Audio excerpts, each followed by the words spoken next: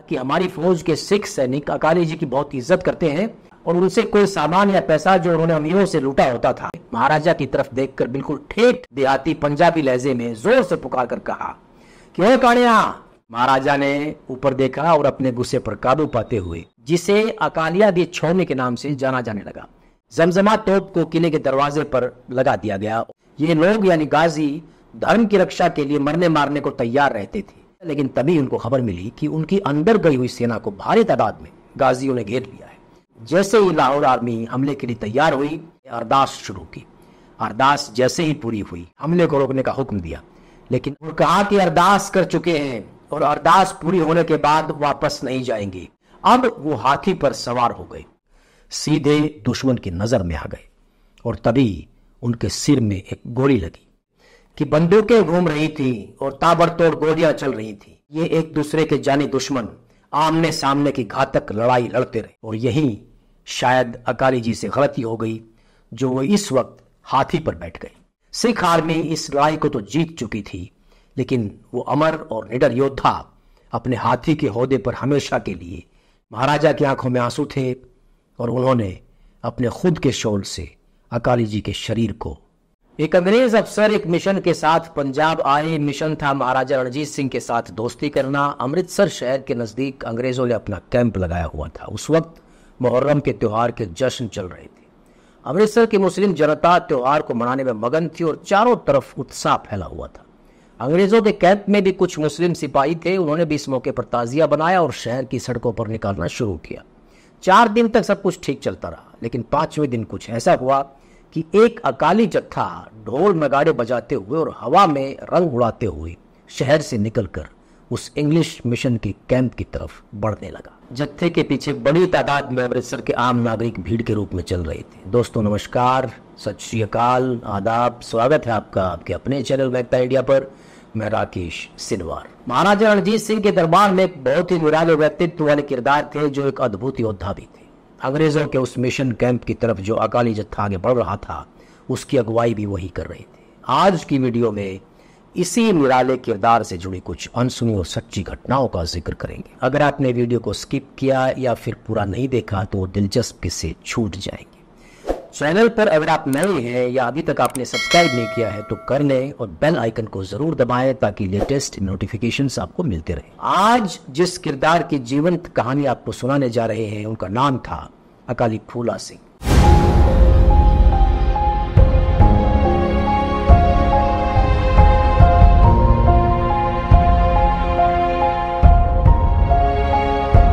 तेईस साल के एक ब्रिटिश अफसर पंजाब में एक मिशन पर पहुंचे थे। नाम था चार्ल्स मेटकाफ। पंजाब में उस वक्त महाराजा रणजीत सिंह का राज था। अब उनके पंजाब आने और महाराजा रणजीत सिंह से मिलने का कारण आपको बताते हैं।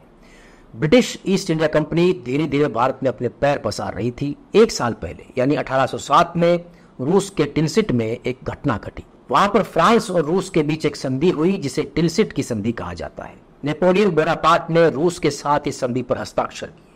इस संधि से अंग्रेज बुरी तरह से डरे हुए थे। उनको डर था कि अब रूस और फ्रांस मिलकर भारत में उनके कब्जे वाले इलाकों पर हमला करेंगे। ऐसे में उनको कोई रास्ता नहीं सूझ रहा था। तभी उनको ध्यान आया महाराजा रणजीत सिंह का। महाराजा का शासन उस वक्त खैबर से लेकर सतलुज तक फैला हुआ था। रूस की बड़ी सीमा अफगानिस्तान के साथ लगती थी और अफगानिस्तान के रास्ते अंग्रेजों को हमले का डर था। दुश्मन के हमले वाले क्षेत्रों और अपने इलाकों के बीच महाराजा रणजीत सिंह अंग्रेजों को एक एयर बैग की तरह नजर आए। अगर आम भाषा में समझे तो जैसे आजकल गाड़ियों में एयर बैग लगे होते हैं और दुर्घटना होने पर वो सामने के प्रेशर और सवारियों के बीच खुल जाते हैं और लगने वाली भयंकर से भयंकर चोट को भी बहुत हद तक कम कर देते हैं। इसीलिए अब अंग्रेज महाराजा की तरफ दोस्ती का हाथ बढ़ाना चाहते थे। सर जॉन विलियम ने सन 1858 में मेटकाफ की बायोग्राफी में एक घटना का जिक्र किया जो इस तरह से थी कि सन 1809 का फरवरी का महीना लगभग खत्म होने की कगार पर था। मेटकाफ अपने एक मिशन के साथ अमृतसर पहुंचे थे। अमृतसर की मुस्लिम जनता मुहर्रम का त्योहार मना रही थी। शहर की गलियों और रास्तों पर ताज़िए निकाले जा रहे थे। मेटकाफ के एस्कॉर्ट में भी कुछ मुस्लिम सिपाही थे।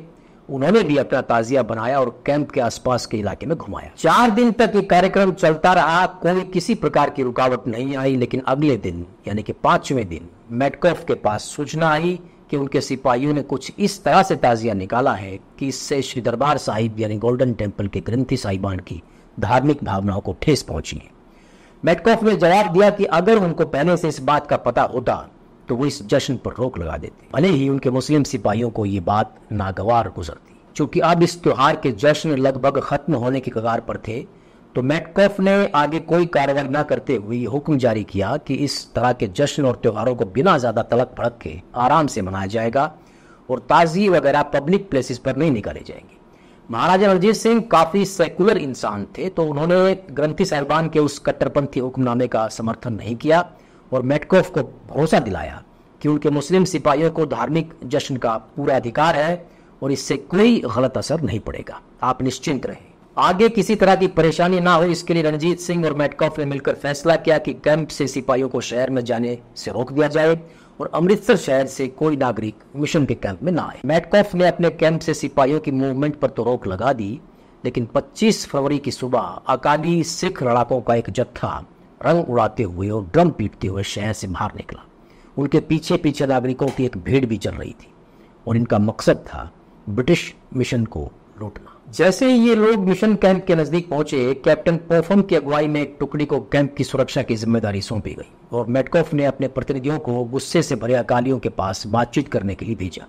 लेकिन अकाली जत्था लगातार कैंप की तरफ बढ़ता जा रहा था और उनके इरादे खतरनाक नजर आ रहे थे। तभी अकालियों ने कैंप के ऊपर फायरिंग शुरू कर दी। इस हमले में कई सिपाही मारे गए और अब कैप्टन पोफम ने भी जवाबी कार्रवाई के लिए परमिशन मांगी।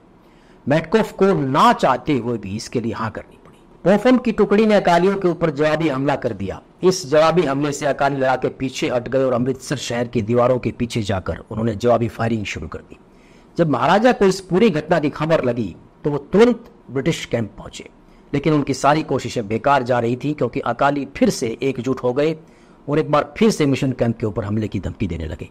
उस पूरे दिन और पूरी रात अकाली कैंप के आसपास इकट्ठे होते रहे। आखिरकार जब कोई चारा नहीं बचा तो महाराजा रणजीत सिंह को अपनी कई टुकड़ियों को मिशन कैंप की सुरक्षा के लिए भेजना पड़ा। उससे अगले दिन कैंप को वहां से उठाकर शहर से दूर दूसरी जगह पर शिफ्ट कर दिया गया। जिस निहंग जत्थे ने मेटकॉफ के कैंप पर हमला बोला था, उसके कमांडर थे अकाली फूला सिंह। ये महाराजा रणजीत सिंह के दरबार में एक बड़े निराले व्यक्तित्व वाले इंसान थे।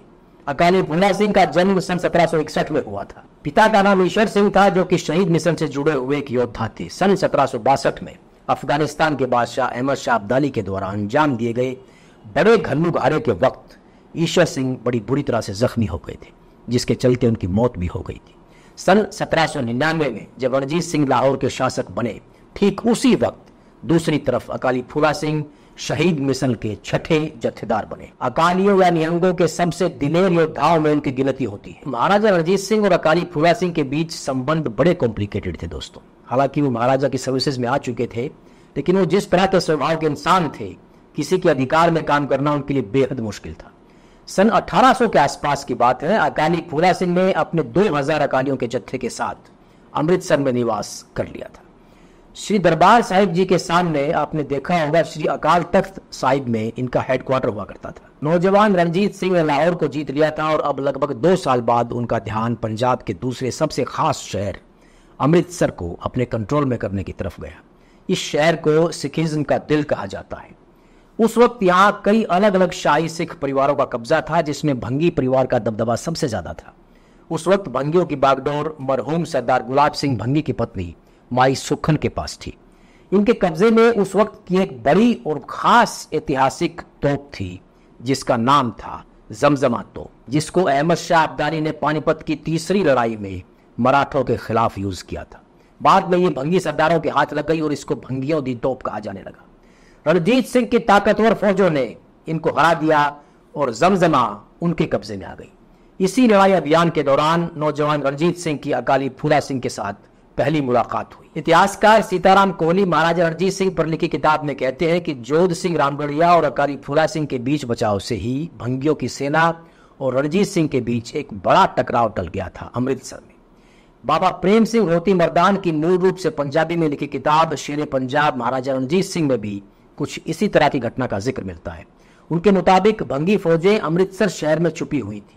उन्होंने शहर के सारे दरवाजे कसकर बंद कर लिए थे और रणजीत सिंह की फौज के ऊपर तोपों से भारी बमबारी शुरू कर दी। लेकिन रणजीत सिंह पवित्र शहर के प्रति श्रद्धा की वजह से जवाबी कार्रवाई में खाली फायर करते रहे। तब उस वक्त अकाली फूला सिंह समेत अमृतसर के प्रतिष्ठित लोग घटनास्थल पर पहुंचे और चल रही लड़ाई को रुकवाया। इसके बाद शहर को रणजीत सिंह को सौंप दिया गया। समझौता ये हुआ कि भंगी परिवार की मुखिया माई सुखन और उनके परिवार के लिए एक बड़ी जागीर दी जाएगी। महाराजा रणजीत सिंह के अंग्रेजों के साथ गठबंधन करने वाली अमृतसर की संधि को साइन करने के कुछ महीने पहले एक घटना घटी। सन 1809 की सर्दियों की बात है। उस वक्त अकाली फूला सिंह दमदमा साहिब में रहते थे, जो कि बठिंडा के पास सतलुज के दक्षिण की तरफ पड़ता है। उन्होंने कहीं पर सुना कि अंग्रेज पंजाब पर हमला करने वाले हैं। दुश्मन को खदेड़ कर भगाने के लिए उन्होंने अकालियों का एक जत्था तैयार किया और नाबा के नजदीक कैंप लगाए हुए अंग्रेज अफसर कैप्टन व्हाइट की सिक्योरिटी में लगी हुई सेना की एक छोटी सी टुकड़ी पर हमला बोल दिया। इस घटना का जिक्र अंग्रेज इतिहासकार लेपिल ग्रिफिन ने अपने दस्तावेज में किया है। ये घटना गांव फतोके की है। ग्रिफिन के मुताबिक कप्तान व्हाइट अपनी 80 सिपाहियों की टुकड़ी के साथ वहां पर सर्वे के काम में लगे हुए थे कि अचानक अकाली फूला सिंह की कमान में घुड़सवारों और पैदल लड़ाकों के बड़े जत्थे ने चौकी गांव में उनके ऊपर अटैक कर दिया। आसपास के गांव के लोग भी इनके साथ शामिल हो गए और उनकी तादाद लगभग 1000 के आसपास हो गई। कैप्टन व्हाइट और उनके सैनिकों ने भागकर पटोकी गांव में घुसकर अपनी जान बचाई। फिर नाभा के शासक जसवंत सिंह, जो कि अंग्रेजों के समर्थक थे, उनके भतीजे राम सिंह सेना की टुकड़ी के साथ वहां पर पहुंचे और उनको वहां से निकाला। कैप्टन व्हाइट की पार्टी के 6 लोग इस हमले में मारे गए थे और 19 के आसपास घायल हुए थे। नाभा, जींद और पटियाला के राजाओं ने अंग्रेजों से अकाली फूला सिंह को इस बात के लिए पनिश करने के वायदे किए, लेकिन अकाली को पकड़ना इतना आसान नहीं था। वो किसी भी राजा के अधीन नहीं रहे और सिवाय उस अकाल पुरख के किसी से भी नहीं डरते थे। आजाद स्वभाव के इंसान थे अकाली फूला सिंह। अंग्रेजों ने उनको पकड़ने के लिए पूरी तरह से कमर कस ली थी। उन्होंने सतलुज को पार किया और अमृतसर पहुंच गए। महाराजा रणजीत सिंह पर अंग्रेजों ने अकाली को पकड़ने के लिए भारी दबाव डाला, लेकिन उनके प्रभाव की वजह से सिर्फ कुछ वक्त के लिए ही उनको छिपना पड़ा और फिर से कुछ दिन बाद वो लाहौर दरबार की अकाली फौजी टुकड़ियों के कमांडर बना दिए गए। अकाली जी की दिलेरी और निरंकुश जीवन जीने का स्वभाव इस बात से साबित होता है कि 1809 में, यानी कि सन 1809 में महाराजा रणजीत सिंह की सर्विसेज को उन्होंने दोबारा से लगभग 7 साल बाद ज्वाइन किया। लाहौर दरबार और अंग्रेजों के बीच दोस्ती की संधि हो चुकी थी, ये भी वो जानते थे, लेकिन फिर भी उन्होंने कप्तान व्हाइट के ऊपर बेधड़क होकर हमला बोल दिया। महाराजा रणजीत सिंह ने अकाली जी की काबिलियत का पूरा फायदा उठाया, क्योंकि महाराजा किसी भी इंसान की क्षमताओं को समझने में बेहद माहिर थे। अकाली फूला सिंह एक बहादुर और माहिर सैनिक थे और उनकी एक आवाज पर उनके साथी मर मिटने को तैयार रहते थे। तो महाराजा जानते थे कि अगर उनके इस गुण को राज्य के भले के लिए यूज किया जाए तो बहुत फायदेमंद हो सकता है, लेकिन अगर उनकी शक्ति ने राज्य के खिलाफ स्टैंड ले लिया तो बेहद विनाशकारी भी हो सकता था। उनकी शक्तियों का सही इस्तेमाल करने के लिए महाराजा को जबरदस्त धीरज, यानी कि धैर्य और सहनशीलता का परिचय देना पड़ा था। अकाली फूला सिंह बिना किसी भी तरह की सजा से डरे किसी भी इंसान के मुंह पर बेइज्जती कर दिया करते थे। ये उनका स्वभाव था और उनके इस स्वभाव से महाराजा रणजीत सिंह भी नहीं बच पाए थे। इसी से जुड़ी एक घटना का जिक्र करते हुए सरमजीत सिंह अपनी किताब the camel merchant of Philadelphia में कहते हैं कि उस जमाने में अमृतसर की गलियां काफी पतली और संकरी थी, तो अगर कोई भी हाथी के ओहदे पर बैठकर वहां से गुजरता था तो गलियों में दोनों तरफ निकली हुई बालकनियों से लगभग सटकर निकलना पड़ता था। एक दिन महाराजा हाथी पर बैठकर ऐसी ही एक बालकनी के पास से गुजरे तो वहां पर खड़े अकाली फूला सिंह ने महाराजा की तरफ देखकर बिल्कुल ठेठ देहाती पंजाबी लहजे में जोर से पुकार कर कहा कि ओ कानिया, ऊपर बैठकर चलने के लिए भैंसा तुझे किसने दिया? महाराजा ने ऊपर देखा और अपने गुस्से पर काबू पाते हुए और चेहरे पर बनावटी नम्रता दिखाते हुए कहा, महाराज ये आपका ही दिया हुआ है। इस बात पर अकाली ने जोर से ठहाका लगाया। एक दूसरी कहानी के मुताबिक महाराजा रणजीत सिंह से उनकी पर्सनल लाइफ में ऐसी कोई गलती हो गई थी कि जिसके लिए अकाली फूला सिंह के द्वारा उनको श्री दरबार साहिब में श्री अकाल तख्त पर पेश होने का हुक्म जारी किया गया। महाराजा बड़ी विनम्रता के साथ वहां पर हाजिर हुए जहां उनको कोड़े मारने का हुक्म दिया गया। उन्होंने सर झुकाकर फरमान को स्वीकार कर लिया। हालांकि एक महाराजा की हैसियत के आदमी द्वारा उनके अच्छे बर्ताव को देखते हुए इस सजा को माफ करके सिर्फ एक कोड़ा कर दिया गया। महाराजा रणजीत सिंह के साथ अकाली फूला सिंह के रिश्ते वैसे तो बहुत सहज नहीं थे दोस्तों, लेकिन ज्यादातर इतिहासकारों की आम राय है कि वो और उनके निहंग सिंह रणजीत सिंह के बैनर के नीचे कई युद्ध अभियानों में बड़ी बहादुरी से लड़े। उदाहरण के लिए सन 1807 में कसूर पर कब्जे की लड़ाई में उन्होंने खास भूमिका निभाई। कसूर महाराजा के ही साम्राज्य का हिस्सा था, लेकिन वहां पर लाहौर दरबार के खिलाफ लगातार बगावतें उठती रहती थी। फकीर वहीदुद्दीन कहते हैं कि शिकायत आने पर महाराजा को अक्सर अकाली को डांटना पड़ता था और उनसे कोई सामान या पैसा जो उन्होंने अमीरों से लूटा होता था लेकिन अभी तक गरीबों में बांटा नहीं होता था, वापस करने के लिए कहा जाता था। सन 1814 में दोबारा अकाली जी का महाराजा रणजीत सिंह के साथ झगड़ा हुआ और वो श्री आनंदपुर साहिब चले गए। महाराजा के दरबार के एक official record keeper Sohanlal Suri लिखते हैं कि महाराजा ने दीवान मोतीराम को अकाली जी को वापस लाने के लिए भेजा, जो सरदार ने सदा कौर की मदद करने का बहाना बनाकर बगावत पर उतारू हो गए थे। अंग्रेज इतिहासकार लेपल ग्रिफिन कहते हैं कि जींद रियासत के कुंवर प्रताप सिंह अपने पिता की मौत के बाद उत्तराधिकार की लड़ाई में अंग्रेजों के द्वारा पकड़ लिए गए, क्योंकि अंग्रेजों का कहना था कि अमृतसर की संधि के बाद सतलुज पार का पूरा इलाका उनका है। तब प्रताप सिंह वहां से भागकर जींद आ गए और अकाली फूला सिंह की शरण ली, जो उस वक्त नजदीक ही आनंदपुर मखोवाल कस्बे में ठहरे हुए थे। अकाली जी ने प्रताप सिंह के दावे को सही माना। उस वक्त उनके पास लगभग 700 अकालियों की एक मजबूत सेना थी। प्रताप सिंह वहां पर कई महीनों तक रुके। तब अंग्रेजों ने नाभा के राजा जसवंत सिंह और मलेरकोटला के खान नवाब को एक जॉइंट आर्मी के साथ अकाली जी पर हमला करने के लिए कहा। नाभा के राजा ने यह कहते हुए इनकार कर दिया कि हमारी फौज के सिख सैनिक अकाली जी की बहुत इज्जत करते हैं और अगर हमने जबरदस्ती करने की कोशिश की तो फौज में बगावत हो सकती है। तब पटियाला स्टेट की सेना ने, जो कि अंग्रेजों के प्रति वफादार थे, प्रताप सिंह को पकड़कर अंग्रेजों के हवाले कर दिया। अकाली फूला सिंह पकड़े जाने से बच गए और सरदार निहाल सिंह अटारीवाला के साथ जाकर मिल गए। इस पूरी घटना से रणजीत सिंह काफी गुस्से में थे। उन्होंने अकाली फूला सिंह को अपने साथ वापस लाहौर आने के लिए कहा, लेकिन वो नहीं माने और मुक्तसर चले गए। श्री गुरु नानक देव जी के एक वंशज बाबा साहब सिंह बेदी और एक दूसरे बुजुर्ग दरबारी को अकाली फूला सिंह को वापस लाने का काम सौंपा गया। उन्होंने अकाली जी को अमृतसर चलने के लिए राजी कर लिया। वहां पहुंचने पर महाराजा ने उनको और उनके साथियों को हाथी, घोड़े और हथियार दिए।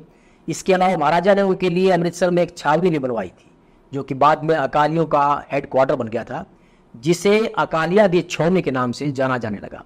सन 1817 में मुल्तान के नवाब मुजफ्फर खान ने लाहौर दरबार को सालाना लगान देने से इनकार कर दिया। कुंवर खड़क सिंह की अगुवाई में 25,000 की फौज मुल्तान के लिए रवाना की गई। इस फौज के असली कमांडर मिस्टर दीवानचंद थे, जो कि उस वक्त लाहौर आर्मी के उभरते हुए और प्रतिभाशाली कमांडर थे। इस फौज में सरदार हरि सिंह नलवा, श्याम सिंह बहादुर और धन्ना सिंह मालवई जैसे दिग्गज भी शामिल थे। नवाब की फौज की तादाद 20,000 के आसपास थी। पहली भिड़ंत मुल्तान शहर से बाहर हुई। बाद में नवाब और उनकी सेना भागकर शहर की किलेबंदी के अंदर एक सेफ जगह पर आ गई। उन पर दरबार की फौज ने भारी बमबारी की और उनकी बाहरी दीवार में 2 जगह बड़ी बड़ी दरारें पड़ गई, जिसको नवाब के सैनिकों ने तुरंत रेत की बोरियों से भर दिया और दुश्मन की सेना को अंदर जाने से रोक दिया। भीषण लड़ाई शुरू हो गई और लाहौर दरबार की सेनाएं जीत गई। मुल्तान शहर पर कब्जा कर लिया गया। नवाब अपने बेटों समेत वहां से मुल्तान के किले के अंदर चला गया और किले को पूरी तरह से अंदर से सील कर दिया गया। किले का घेरा डाले हुए दरबार की सेना ने हर तरह से कोशिशें की, लेकिन किले की सुरक्षा को भेद नहीं पाई। 3 महीने तक घेराबंदी चलती रही। भयंकर गर्मी का मौसम शुरू हो गया, बीमारी फैलने लगी और इस वजह से दरबार की सेना डिमोरलाइज होने लगी। जब कहीं से भी सफलता मिलती नजर नहीं आई तो रणजीत सिंह ने अकाली फूला सिंह को उनके अकाली जत्थे के साथ मुल्तान भेजने का फैसला किया। जमजमा तोप को किले के दरवाजे पर लगा दिया गया और लगातार बमबारी से किले के खिजरी दरवाजे में एक छोटा सा छेद करने में कामयाबी मिल गई। अकाली फूला सिंह और साधु सिंह की अगुवाई में निडर अकाली उस छेद में से अंदर कूद गए। नवाब मुजफ्फर खान बहुत बहादुर इंसान थे और बड़ी बहादुरी से लड़े भी। अपना आखिरी वक्त नजदीक देखकर नवाब ने पूरे जोर से वार किया, लेकिन अकाली फूला सिंह के हाथों मारे गए। उनके 2 बेटों में सरफराज खान और जुल्फिकार खान को जिंदा पकड़कर लाहौर लाया गया। उनके पिता की बहादुरी को देखते हुए महाराजा ने उनका बड़ा सम्मान किया और उनको शरदपुर की जागीर दे दी, जो लंबे वक्त तक उनके कब्जे में रही। सन 1823 में काबुल के अमीर दोस्त मोहम्मद ने पेशावर पर कब्जा कर लिया। पेशावर को उसने अपने खुद के भाई यार मोहम्मद से जीता था। यार मोहम्मद महाराजा रणजीत सिंह का जागीरदार था। दोस्त मोहम्मद ने अपनी जीत के जोश में आकर सिखों के खिलाफ जिहाद का ऐलान कर दिया। मुल्ला मौलवियों की मदद से उसने लगभग 25,000 गाजियों को इकट्ठा कर लिया। ये लोग यानी गाजी धर्म की रक्षा के लिए मरने मारने को तैयार रहते थे। महाराजा ने इस ऐतिहासिक शहर को यानी कि पेशावर को दोबारा से अपने कब्जे में लेने के लिए 2000 घुड़सवारों को प्रिंस शेर सिंह की अगुवाई में भेजा। एक दूसरी आर्मी डिवीजन को महान सिख जर्नैल हरि सिंह नलवा की कमान में भेजा गया और खुद महाराजा ने अकाली फूला सिंह के साथ पेशावर की तरफ रुख किया। सरदार हरि सिंह और कुंवर शेर सिंह ने अटोक नदी को नावों के पुल की मदद से पार किया और एक मामूली सी लड़ाई के बाद जहांगीरिया फोर्ट को अपने कब्जे में ले लिया। जहांगीरिया फोर्ट इस वक्त पाकिस्तान में है। दोस्त मोहम्मद ने गाजियों की सेना को दोस्त जब्बार खान की कमान में सिखों से लड़ने के लिए जहांगीरा भेजा। अफगानों ने नावों के पुल को तोड़ दिया ताकि महाराजा उस पुल के रास्ते नदी को पार ही ना कर सके। महाराजा जब वहां पहुंचे तो देखा कि पुल तोड़ दिया गया है। उन्होंने दूसरा पुल बनवाना शुरू कर दिया, लेकिन तभी उनको खबर मिली कि उनकी अंदर गई हुई सेना को भारी तादाद में गाजियों ने घेर लिया है और वो सब अंदर भारी खतरे में है। तो उन्होंने अपनी फौज को नदी तैर कर पार करने का हुक्म दिया। सिख आर्मी बिना ज्यादा किसी खास नुकसान के नदी को पार करने में कामयाब रही और जहांगीरा किले तक पहुंच गई। यहाँ पर लड़ाई के लिए स्ट्रेटजी बनाई गई, जिसके तहत आर्मी को 3 भागों में बांट दिया गया। 800 घुड़सवार और 700 पैदल सैनिकों की टुकड़ियां अकाली फूला सिंह की कमान में रखी गई। जैसे ही लाहौर आर्मी हमले के लिए तैयार हुई, अकाली फूला सिंह ने अरदास शुरू की। अरदास जैसे ही पूरी हुई, महाराजा को खबर मिली कि उनके फ्रांसीसी जर्नैल जनरल वेंचुरा और सिख तोपखाने को इस हमले में शामिल होने वाले थे। वो लेट हो गए हैं और अब वो यहाँ पर इतनी जल्दी नहीं पहुंच सकते। महाराजा ने इस पूरी स्थिति को देखते हुए हमले को रोकने का हुक्म दिया, लेकिन अकाली फूला सिंह ने इसके लिए साफ इनकार कर दिया। वो कहा कि अरदास कर चुके हैं और अरदास पूरी होने के बाद वापस नहीं जाएंगे। उन्होंने महाराजा से कहा कि भले ही आप अपनी बाकी सेना को वापस ले जाएं, लेकिन अकाली सेना को लड़ाई के लिए आगे मार्च करने का आदेश दें। अकालियों ने घोड़ों पर सवार होकर अफगानों पर हमला बोल दिया, लेकिन जैसे ही वो नजदीक पहुंचे, उन्होंने घोड़े छोड़ दिए और तलवारों से आमने सामने की लड़ाई शुरू कर दी। अकालियों को इस कदर बहादुरी से लड़ते देखकर रणजीत सिंह ने अपनी बाकी फौज को भी इस लड़ाई में कूदने के आदेश दे दिए। इस गंभीर और आमने सामने की लड़ाई में अकाली जी के पैर में एक तगड़ा घाव लगा, जिसके बाद वो अपने घोड़े पर बैठकर लड़ने लगे, लेकिन फिर उनके घोड़े को भी गोली लग गई और वो मारा गया। अब वो हाथी पर सवार हो गए।